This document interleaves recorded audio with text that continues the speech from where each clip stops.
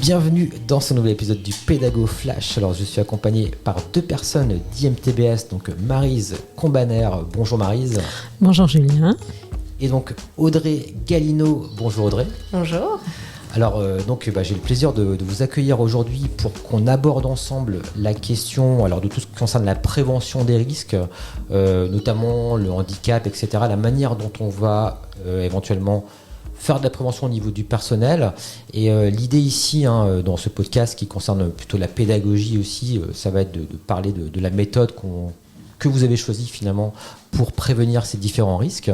Donc avant de commencer, peut-être que vous pouvez vous présenter. Alors peut-être on va commencer par Maryse. Oui, donc je suis Maryse Combaner, je suis chargée de mission diversité à IMTBS. Et sur le sujet qui nous préoccupe aujourd'hui, je suis référente handicap pour les étudiants.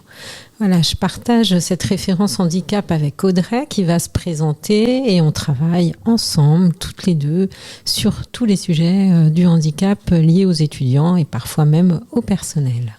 Ok, merci Maryse. Donc, Audrey.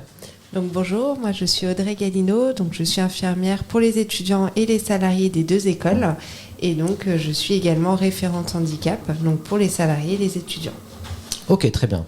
Alors moi ce qui m'intéresse, même s'il y a beaucoup de choses qui m'intéressent par rapport à ce que vous mettez en place, mais c'est notamment que vous faites appel donc, au service practice, donc à notre service, pour justement vous accompagner notamment sur l'usage des casques de réalité virtuelle. Et je voulais avoir un petit peu votre perception sur la pertinence, les avantages et même les inconvénients de ce type de pratique, sachant que pour information, donc, on utilise notamment sur ces aspects spécifiques liés au handicap ou à la prévention, un service en fait qui s'appelle Reverto, donc on a acheté entre guillemets au niveau de l'Institut Mines Télécom l'accès à des licences et qui nous permet d'avoir des expériences en réalité virtuelle plus immersive entre guillemets, donc via des casques, donc des casques Oculus Quest 2 pour les personnes que ça intéresse. Et je voulais avoir un petit peu votre retour par rapport à ça sur comment est-ce que déjà, j'imagine que vous l'avez testé également individuellement et comment ça se passe au niveau d'une séance que vous allez animer avec ces casques. Alors peut-être Maryse pour commencer, peut-être pour avoir ton retour un petit peu d'usage. Alors effectivement, cette sensibilisation au handicap invisible s'inscrit dans un programme de sensibilisation au handicap qu'on mène sur le campus, tant pour les personnels que pour les étudiants. Comme tu le disais Julien, l'IMT a contractualisé avec Reverto et nous offre la possibilité d'avoir des expériences en réalité virtuelle qu'on déploie. Alors il y en a sur le sexisme au travail, le harcèlement moral et il y en a une sur le handicap invisible. Et c'est effectivement un outil très intéressant, cette expérience en réalité virtuelle, parce que qui dit handicap invisible dit handicap qu'on ne voit pas. Or, la majorité des personnes en situation de handicap souffrent d'un handicap invisible. Et l'idée de cette expérience immersive, c'est de plonger les personnes à travers une expérience en réalité virtuelle. On les équipe d'un casque avec toute ton équipe practice. Et ces personnes vivent une expérience d'une 20aine de minutes, une expérience immersive en se mettant dans la peau d'une personne qui est en situation de handicap. Donc ça peut être une personne qui souffre de surdité, qui souffre de dyslexie, qui a une maladie invalidante, etc., etc. Et on va voir à travers cette expérience comment elle vit dans son monde professionnel, quelles sont les interactions qu'elle va avoir avec d'autres, etc. Donc cette expérience dure une trentaine de minutes. Les apprenants donc sont amenés à interagir, puisque voilà, c'est une expérience qu'ils vivent. Donc on va leur poser des questions, on va leur demander leur avis sur un certain nombre de sujets qui sont liés au handicap. Et ensuite, après, à la fin de l'expérience, on a un temps de débriefing avec l'ensemble des participants où chacun s'exprime sur ce qu'il a vécu, nous pose des questions aussi. Voilà, je vais laisser la parole à Audrey pour poursuivre sur le débrief ou compléter ce que j'ai dit. Ouais, effectivement, Audrey. Alors, juste avant de te donner la parole, comme tu dis, Marie, c'est vrai que ce qui est important peut-être pour les auditeurs, c'est que c'est vraiment un dispositif complet. Le casque en tant que tel ou l'expérience en tant que telle ne va pas suffire, hein, parce qu'en fait, ça dure, comme tu dis, 20 minutes. Et après, il y a tout cet échange finalement qui va suivre et qui peut-être là va permettre d'avoir une réelle plus-value aussi, un partage de ressentis ou d'expériences vécues. Et ça, je pense que c'est un point intéressant. Je ne sais pas si Audrey, par rapport à cet aspect-là, tu pouvais peut-être nous donner ton point de vue. Donc c'est vrai que ce qui est intéressant, ça fait quelques temps qu'on anime ces sessions en réalité virtuelle. Ce qui est intéressant, c'est pouvoir se mettre à la place de la personne, de pouvoir vivre le handicap invisible, de pouvoir du coup être acteur et aussi observer ce que la personne peut vivre. Donc c'est quelque chose qui est très apprécié. C'est quelque chose qu'on ne peut pas retrouver notamment sur des conférences où on explique. Là, vraiment, on vit l'expérience et c'est ça qui est très intéressant dans la réalité virtuelle. Parfois, des personnes ne se rendent pas compte du handicap invisible, des impacts que ça peut avoir dans la vie professionnelle, dans le quotidien. Donc, c'est vraiment quelque chose qu'on retrouve dans cette expérience et qui est beaucoup apprécié. Après, on a effectivement ce temps de débriefing où ça permet de poser des questions. La question qui revient souvent, c'est pourquoi les personnes ne se déclarent pas, n'en parlent pas. Ça soulève beaucoup de questions, donc ça nous permet aussi de rebondir sur des échanges d'expériences qu'on peut rencontrer nous sur des personnes qui du coup sont en situation de handicap, sur les vécus qu'on peut aussi observer. Donc on peut aussi, c'est un moment aussi où on parle des aides qui peuvent être mises en place, les compensations, donc notamment l'IMT, de ce qui est mis en place au niveau de l'IMT. Ce qui est mis en place au niveau national aussi. Donc c'est vraiment, ça nous permet aussi d'avoir ce moment d'échange en petits groupes aussi. Donc c'est très intéressant. Et l'idée, c'est bien de faire connaître ce qu'est le handicap invisible, de l'amener à l'école, de le rendre visible pour le coup.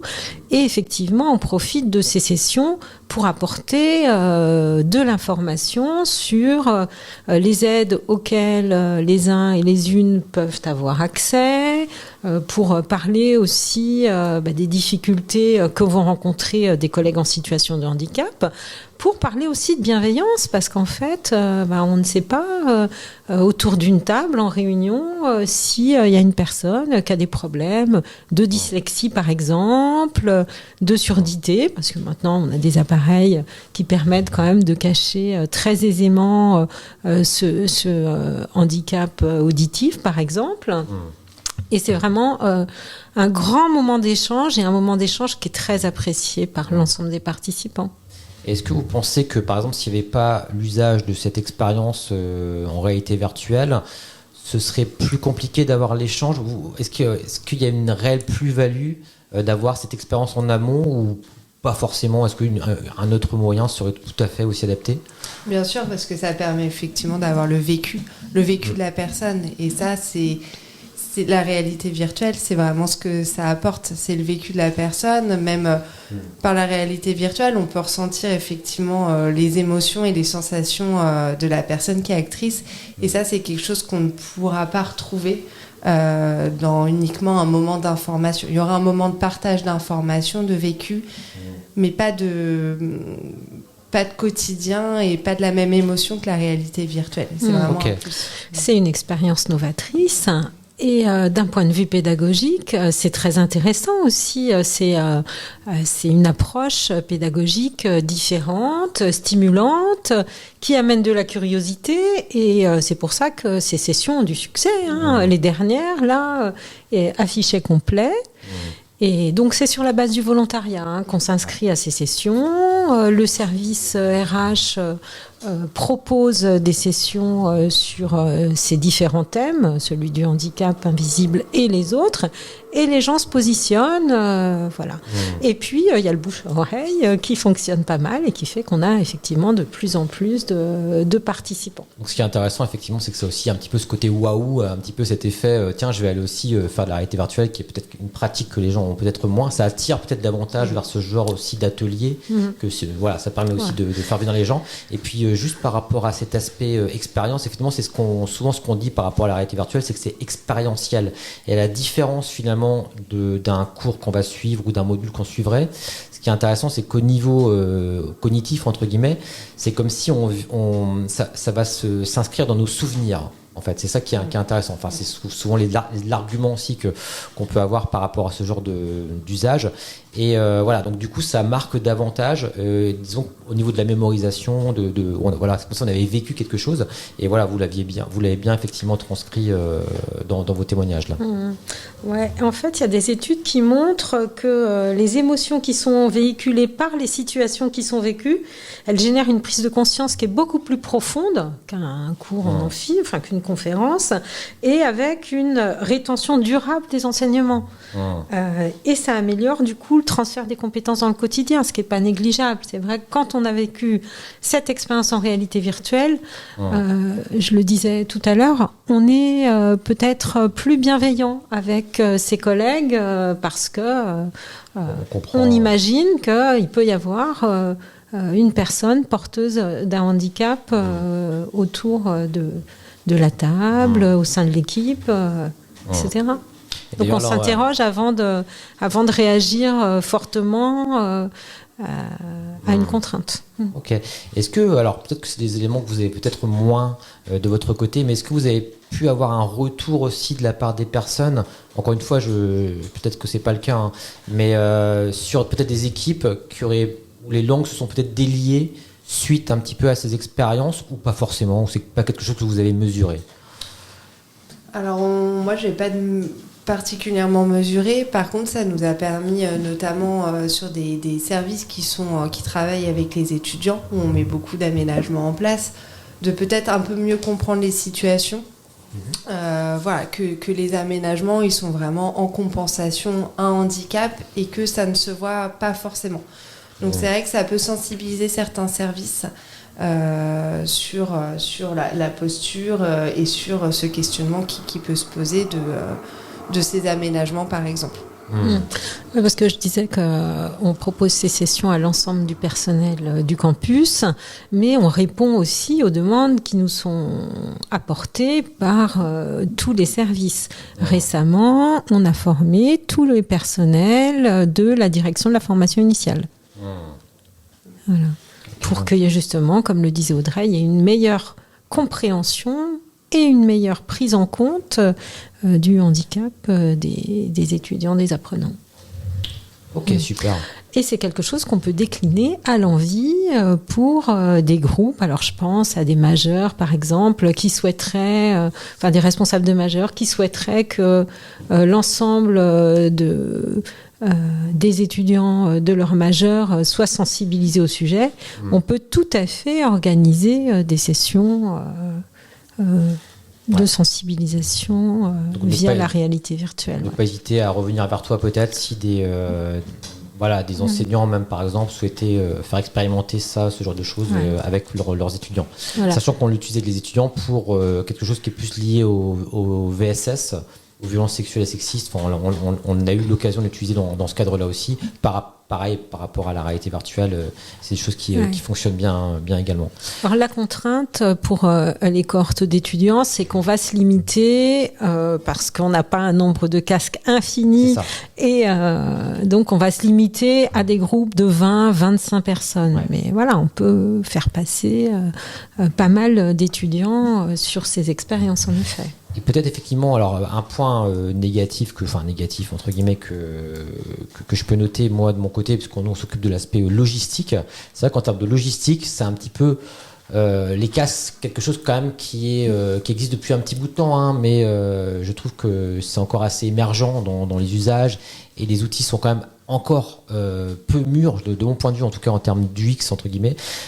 Alors, il faut mettre des piles, il faut les charger, il faut charger les expériences. Enfin, il y a quand même toute une logistique à mettre en place. Donc, je pense aux personnes qui peuvent écouter ce podcast, qui sont peut-être dans d'autres établissements, etc. Donc, sachez que c'est quand même, il faut qu'il y ait une équipe derrière. Nous, on est 3 personnes, hein, enfin, surtout 2 personnes qui s'occupent, qui vous secondent sur cette mission-là. Donc, c'est important qu'il y ait du personnel pour accompagner aussi les enseignants ou les personnes comme vous qui veulent mettre en place ce genre de choses. Parce que techniquement, quand même, c'est pas en un claquement de doigts. Donc, c'est important de le préciser. C'est ça, oui. Il y a d'ailleurs les ingénieurs pédagogiques sont présentes à chacune des sessions. Elles prennent la parole en tout début de séance pour expliquer comment régler le son, comment régler l'image, comment pointer, etc.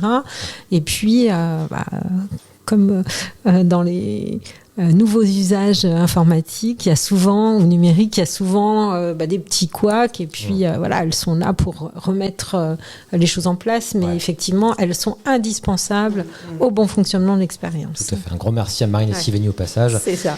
Et juste au niveau, peut-être pour les ingénieurs pédagogiques aussi qui écouteraient cette émission, en fait, en gros, on a des casques Oculus Quest 2 et on a aussi des casques audio que l'on branche sur ces casques. Alors, c'est important parce que du coup, ça permet aux gens de s'immerger parce qu'ils ne sont pas forcément tous en même temps sur la simulation au même moment, et on peut entendre le son des autres si jamais on n'a pas ces petits casques audio. Donc je précise que c'est quand même très important d'avoir le casque et également des petits casques audio pour vraiment être dans l'expérience. Après, nous, ce qu'on dit aux personnes d'ailleurs, c'est que s'ils se sentent pas bien aussi à un moment donné, ils peuvent enlever le casque tout simplement, hein, donc ça, il n'y a pas de souci. Bon, ça, j'ai l'impression que ça se passe plutôt bien de ce point de vue là. Peut-être au niveau retour utilisateur que vous avez pu avoir, est-ce que vous avez eu des remarques par rapport à cela?